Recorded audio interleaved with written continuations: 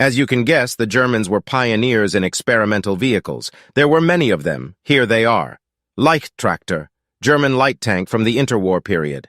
Tested and produced, prototypes, secretly thanks to the help of the Soviet side, in the steppes near Kazan in the western part of Russia.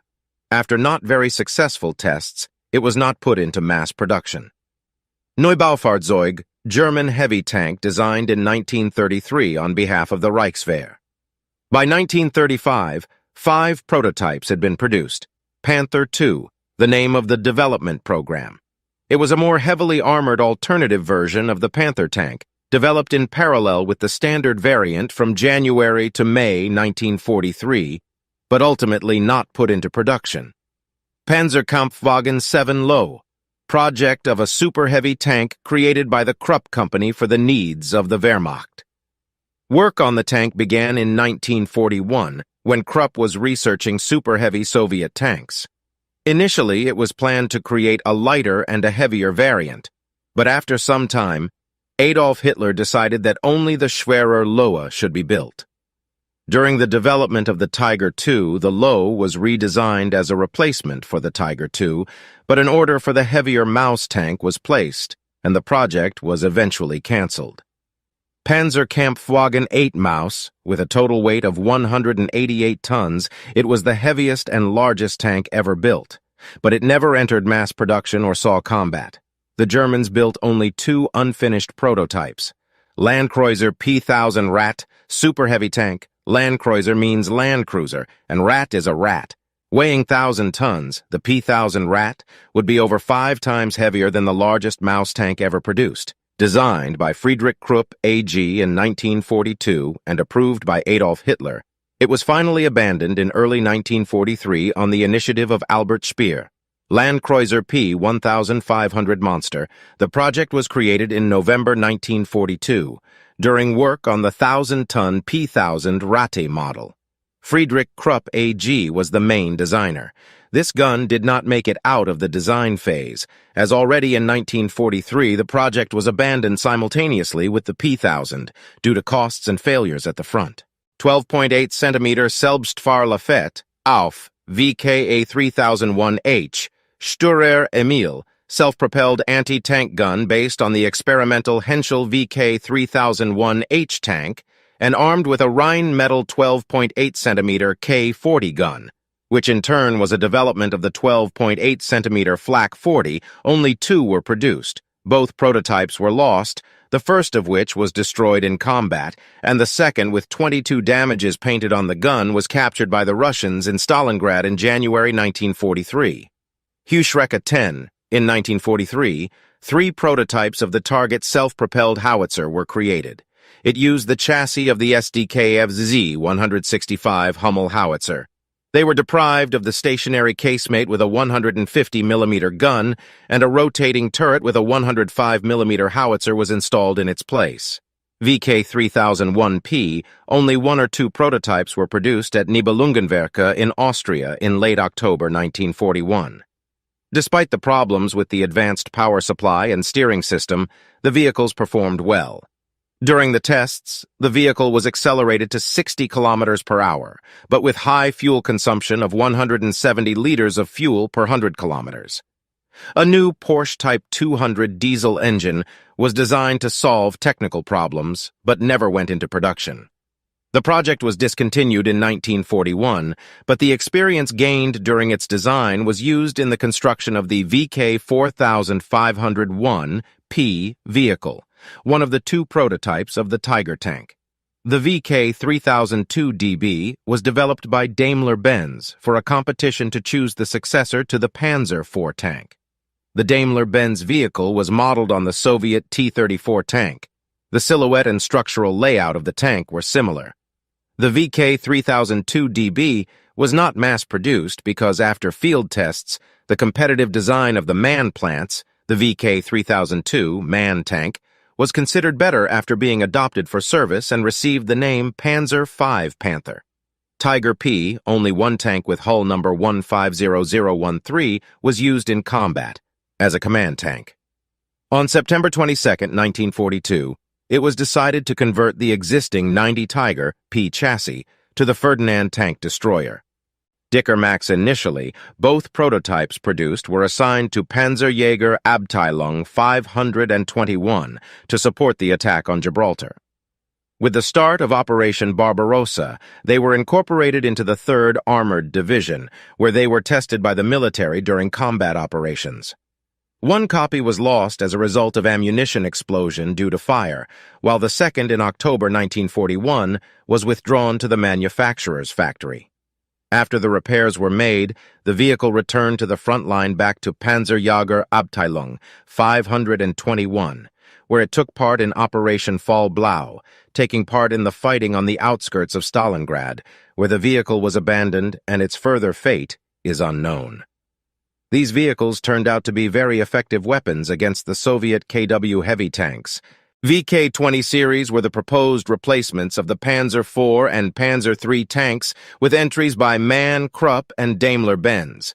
It was initially projected to weigh 20 tons, but grew to 24 tons. By November 1941, the designs almost reached completion, but against the professional judgment of WA-Prof 6, political interference in December 1941 led to all of the designs being dropped. Panzer Selbstfahrerlafette II was a half-track German tank destroyer used during World War II. Only 2 prototypes were built and sent to North Africa for troop trials. Neither survived the war. Grille 10 was a German mobile gun platform for the widespread 8.8 centimeter anti-aircraft, anti-tank gun built in 1941. It was a lightly armored vehicle. Only 3 prototypes were produced. Geschützwagen Tiger, prototype of a self-propelled gun chassis on which heavy field guns were to be mounted. The chassis was to be a derivative of the chassis used in the King Tiger tank. In all designed versions, the gun was to have the ability to tilt the armament vertically in the range of 0 degree to 50 degree and horizontally 5 degree to both sides.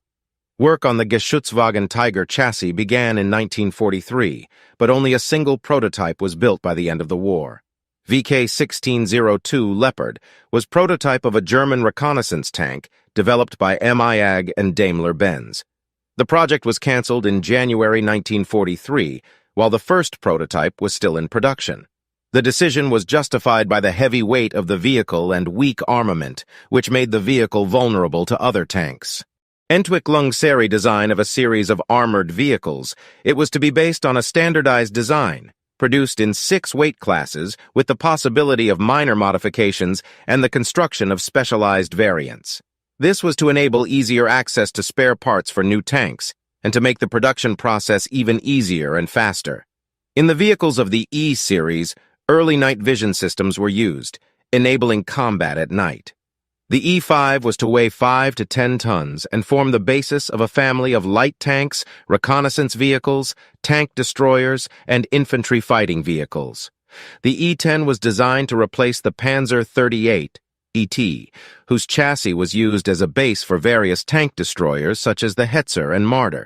The weight range of the E10 structure was estimated at 10 to 25 tons. These vehicles were to be used as tank destroyers, armed with a 7.5 centimeter KWK-40 gun in the L-43 or L-48 variant, the same as in the Panzer IV tank. An interesting feature of this vehicle was to be adjustable chassis, allowing the silhouette of the vehicle to be lowered.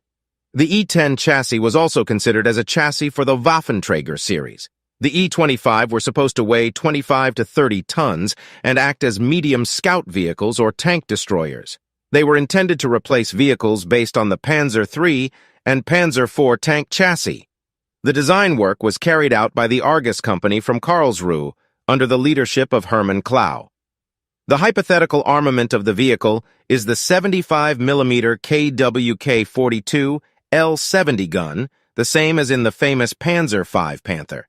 The E-50 was supposed to weigh 50 to 75 tons and play a role similar to that of an MBT, replacing tanks such as the Panzer V Panther and Panzer VI Tiger. It was a design similar or close to the prototype Panther II.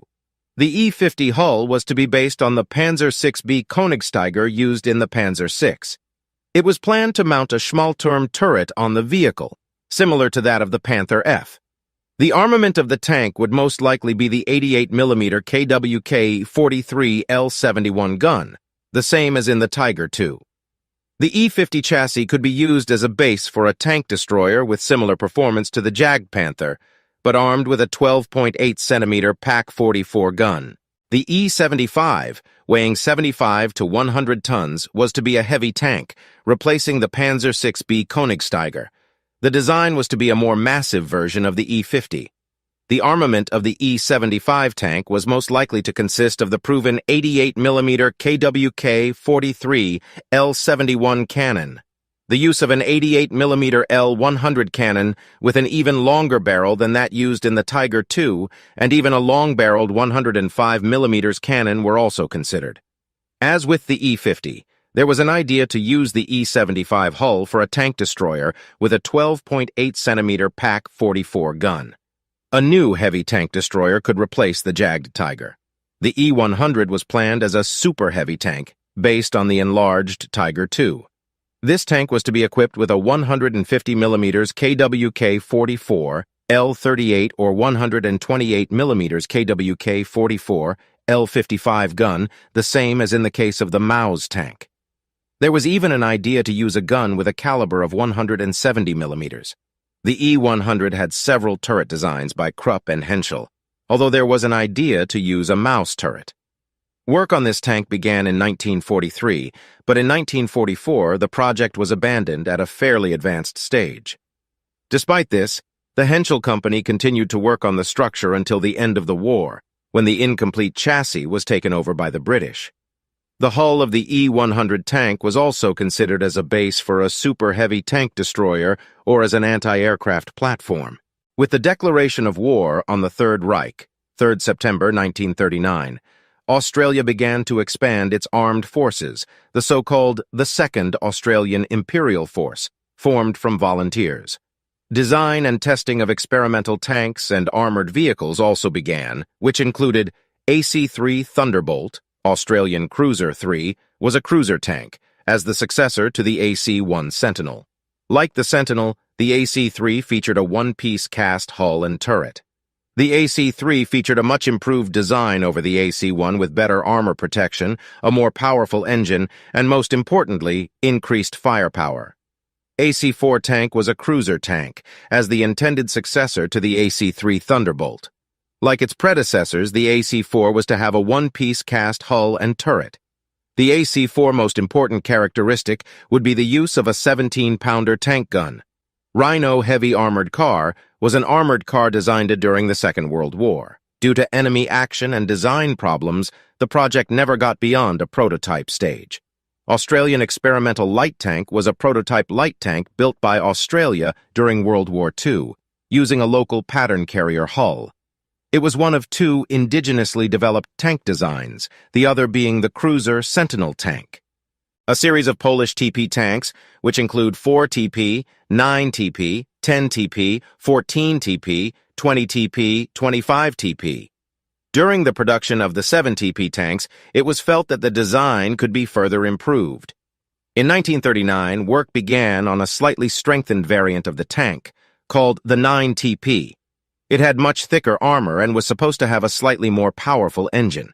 Several prototypes were probably built and saw combat, but due to the similarity to the 7 TP, it's hard to say with what effect.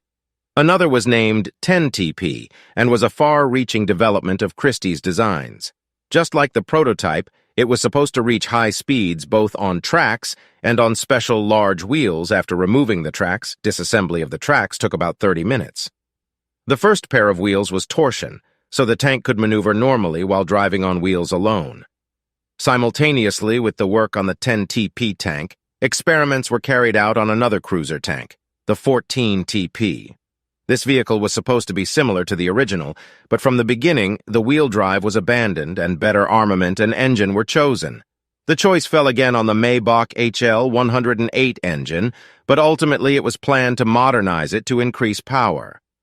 The next armored vehicles that were worked on in the 1930 in Poland were the 20 and 25 TP tanks.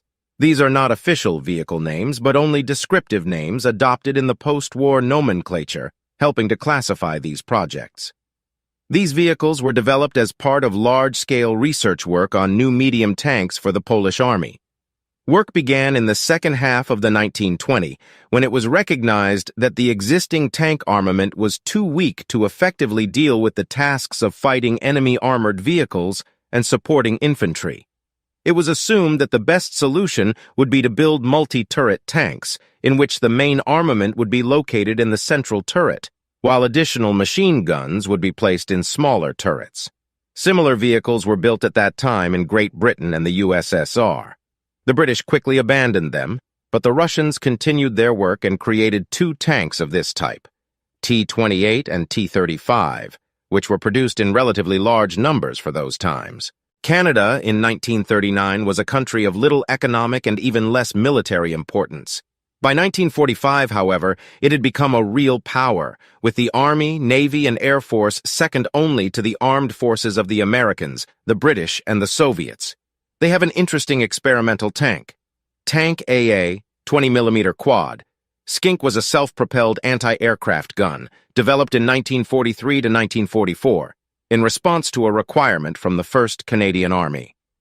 Due to a lack of threat from the German Luftwaffe, the Skink was cancelled in 1944 after only 3 were built from Grizzly I cruisers.